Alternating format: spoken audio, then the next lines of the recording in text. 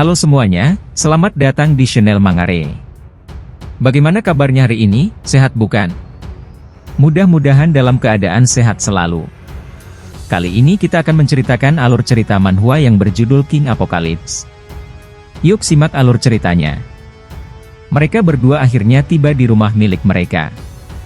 Xiaoyu menanyakan, sepertinya kakaknya sudah tahu kalau kiamat ini akan terjadi. Terlihat banyak barang-barang yang sudah Kinyu siapkan bertumpuk di dalam rumahnya. Kemudian Kinyu memberitahu Xiaoyu untuk mendengarkan dengan baik apa yang akan dia katakan. Kinyu menyebutkan bahwa mulai sekarang, tiap hari akan menjadi lebih berbahaya. Dirinya akan melindungimu, tetapi kau harus patuh dan menyadari betapa sulitnya situasi saat ini. Xiaoyu memberitahu kakaknya, bahwa dia akan selalu mendengarkan kakaknya.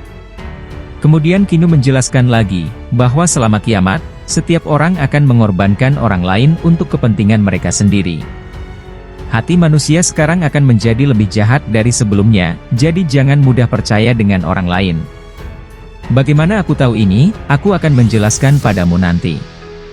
Sekarang tujuan utamaku, adalah menjadi lebih kuat dan berevolusi melalui pelatihan dan berburu.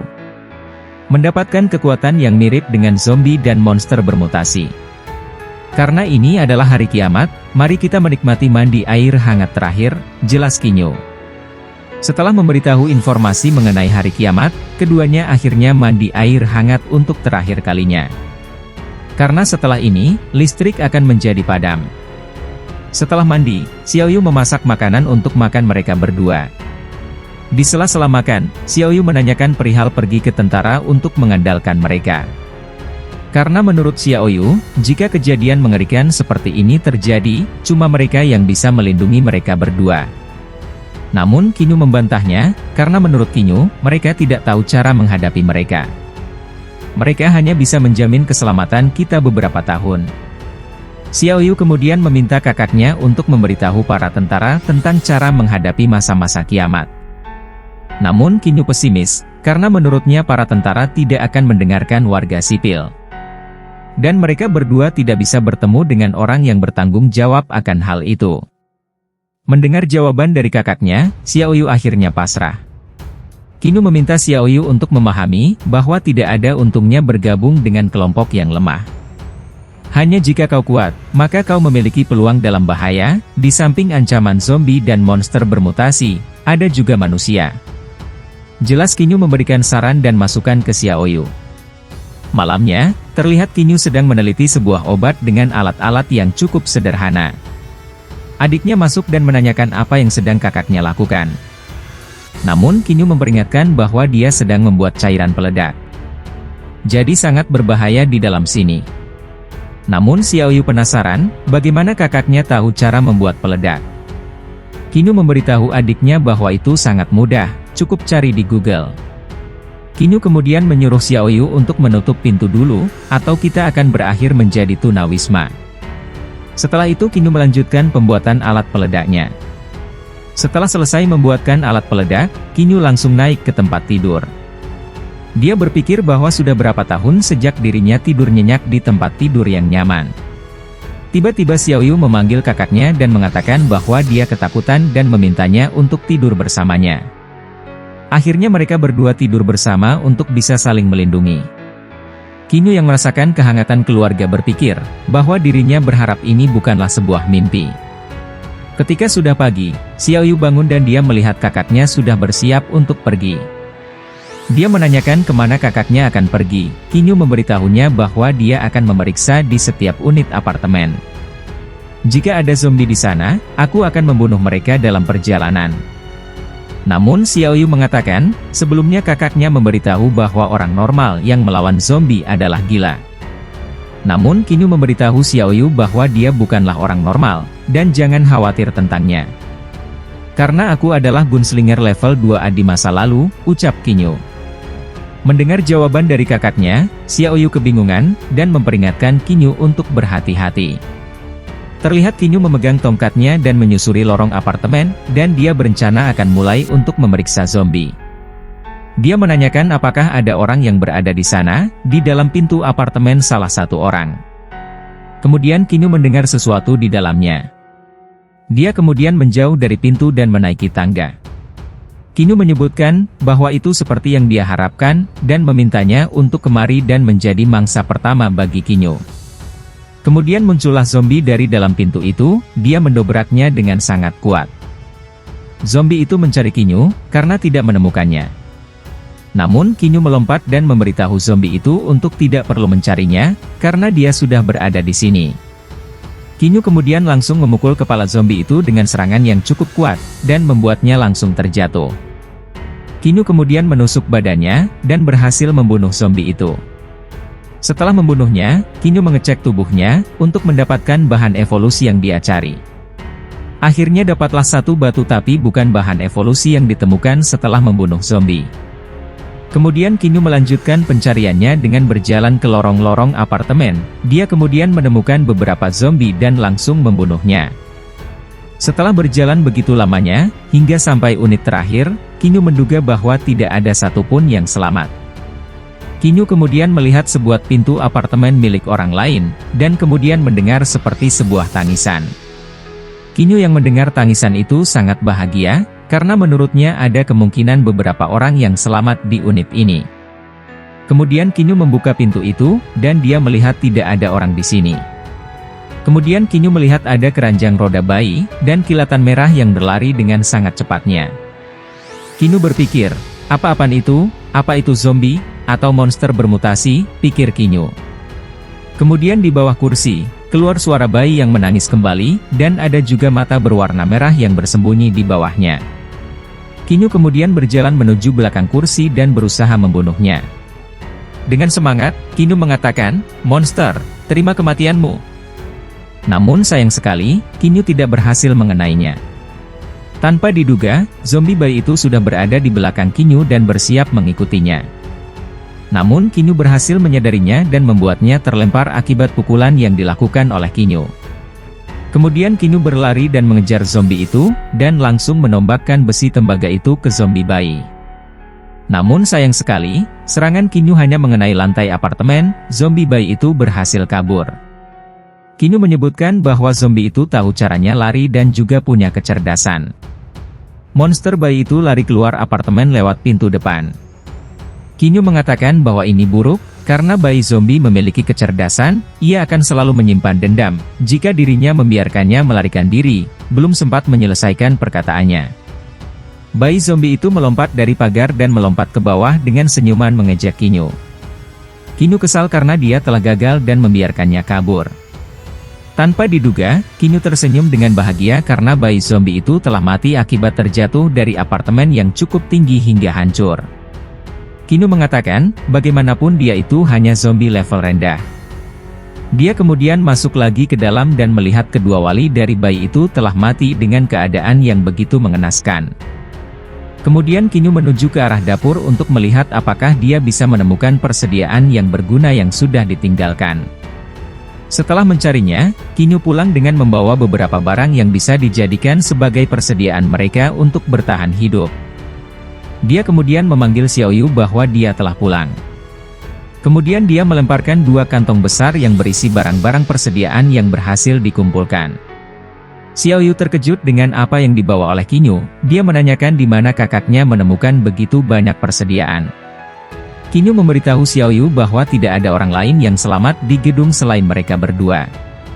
Ada banyak persediaan, dan dirinya masih perlu melakukan beberapa perjalanan lagi, jelas Kinyu. Xiaoyu kemudian memerintahkan kakaknya untuk cepat makan malam, karena makanannya hampir siap. Namun Kinyu menyuruh Xiaoyu untuk duluan saja, karena dia ingin mandi. Xiaoyu bertanya kepada Kinyu bahwa dia memikirkan mandi. Mendengar pertanyaan adiknya, Kinyu cemas. Dia mengatakan bahwa hanya ingin mandi, dan jangan salah paham. Esok paginya, Kinyu sudah terbangun, dan adiknya kemudian terbangun juga. Adiknya yang baru bangun menanyakan apakah kakaknya akan pergi lagi. Kinyu mengatakan bahwa dirinya ingin menjadi manusia yang berevolusi dalam 3 hari dan menemukan lebih banyak persediaan untuk mengisi kembali rumah kita pada saat yang sama, ucap Kinyu. Xiaoyu mengatakan kepada kakaknya bahwa dia ingin ikut pergi juga. Namun Kinyu melarangnya dan mengatakan bahwa itu berbahaya, berdasarkan pada kemampuan fisik dan pertahanan saat ini, Kau tidak akan bertahan hidup, ucapnya melarang Xiaoyu. Dia kemudian menenangkan adiknya, tenang, cuman tunggu sampai aku kuat untuk melindungimu, lalu aku akan mengajakmu, ucap Qingyu menenangkan adiknya. Qingyu mengikuti perintah kakaknya dan meminta kakaknya untuk berhati-hati saat berada di luar.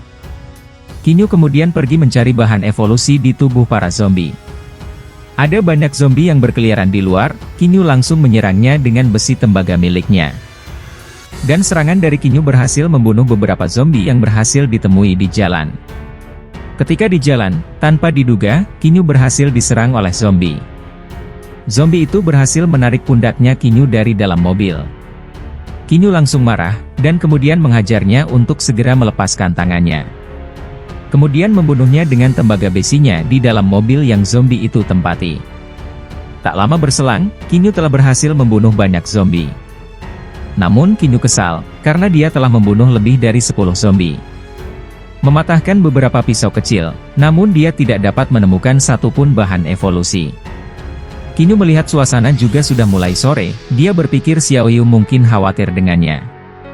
Akhirnya Qingyu pulang ke rumahnya, dia memanggil Xiaoyu untuk membuka pintunya, Xiaoyu langsung memeluk kakaknya. Xiaoyu mengatakan kepada kakaknya bahwa dia pergi sangat lama hari ini, jadi dia sangat khawatir dengan kakaknya. Qingyu kemudian mengatakan kepada adiknya untuk jangan khawatir, dirinya telah menangani lebih dari 10 zombie hari ini dalam satu serangan. Sayang sekali, aku tidak bisa menemukan item yang aku cari, ucap Qingyu. Adiknya dengan penuh senyuman mengatakan untuk jangan terburu-buru, pada akhirnya kau akan menemukannya. Sementara itu, Xiaoyu akan berdoa untukmu di rumah, ucap Xiaoyu. Tiba-tiba mereka mendengar seseorang di luar sana seperti dikejar oleh zombie. Qingyu menyebutkan bahwa itu merupakan seseorang yang selamat. Kemudian di distrik lampu merah, di mana tempat Qingyu dan Xiaoyu tinggal, ada beberapa orang yang berlari dari kejaran zombie. Dia memerintahkan kepada kawan-kawannya untuk cepat naik. Kemudian mereka melompat pagar salah satu apartemen dan masuk ke dalamnya. Mereka berhasil melewati kejaran para zombie yang mengejarnya. Para zombie itu tidak bisa masuk karena terhalang oleh pagar besi yang ada di apartemen itu. Salah satu orang yang bernama Huang mengejeknya, dan mengatakan bahwa zombie itu terlambat. Kau sudah mati, tapi kau masih berisik. Tetap di sana demi kebaikanmu, ucap Huang. Temannya memanggilnya, Kak Huang, lihat sebelah sana, ucapnya menunjuk salah satu jendela apartemen. Mereka melihat Xiaoyu dan juga Qingyu bahwa ada orang yang selamat. Qingyu kesal, karena mereka sudah ketahuan dengan orang yang berada di luar. Xiaoyu mengatakan bahwa mereka orang-orang yang selamat, haruskah kita membantu mereka, tanya Xiaoyu kepada Qingyu. Namun Qingyu mengingatkan kembali Xiaoyu, apakah kamu lupa yang telah aku katakan padamu sebelumnya? Ini era kiamat, sulit untuk memahami hati seseorang, oleh karena itu, kita harus selalu tetap waspada, ucap Qingyu memperingatkan Xiaoyu. Huang semangat dengan adanya dua orang yang berhasil hidup. Akhirnya kita menemukan seseorang yang hidup, ayo cepat. Ucapnya mengajak teman-temannya untuk naik ke apartemen. Pintu tempat Qingyu dan juga Xiaoyu digedor-gedor, apakah ada orang di sana, tanya Huang dan juga teman-temannya.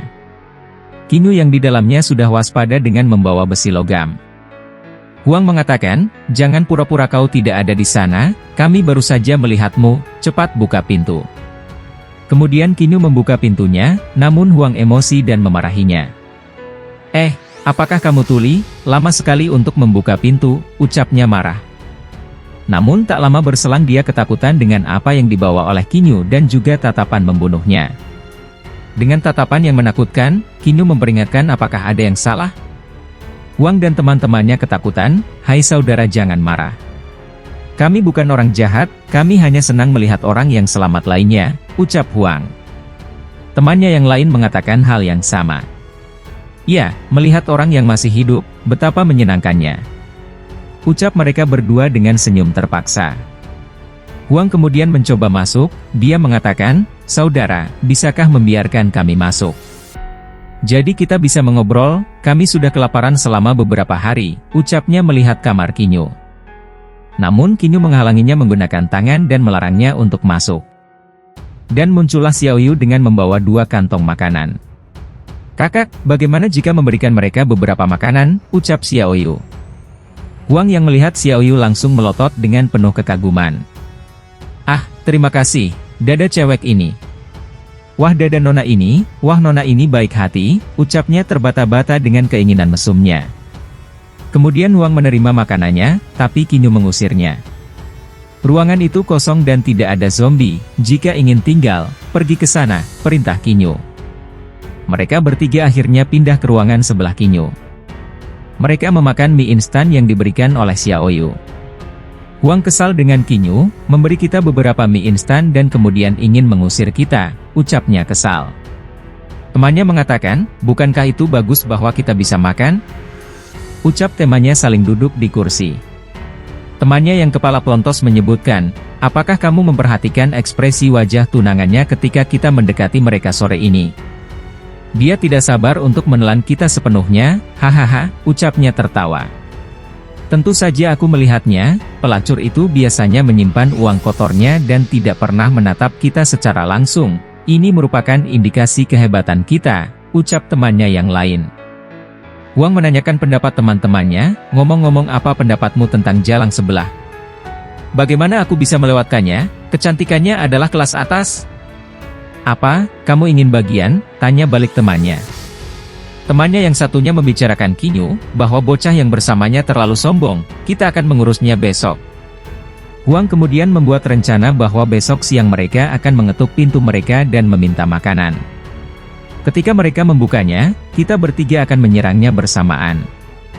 Ya, kita tidak tahu bagaimana hubungan gadis itu dengannya, apakah dia saudara perempuan, atau pacarnya.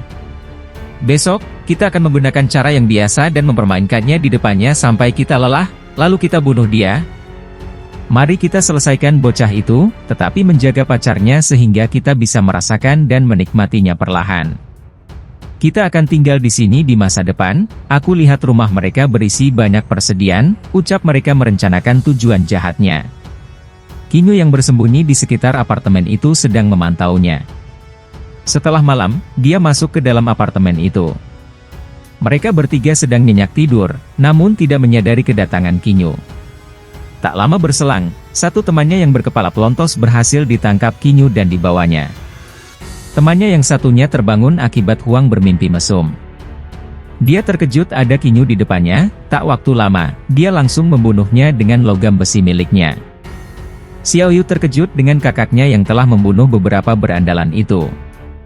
Qingyu sangat emosi, dia mengatakan, "Mereka semua sampah, setumpuk sampah," ucapnya emosi.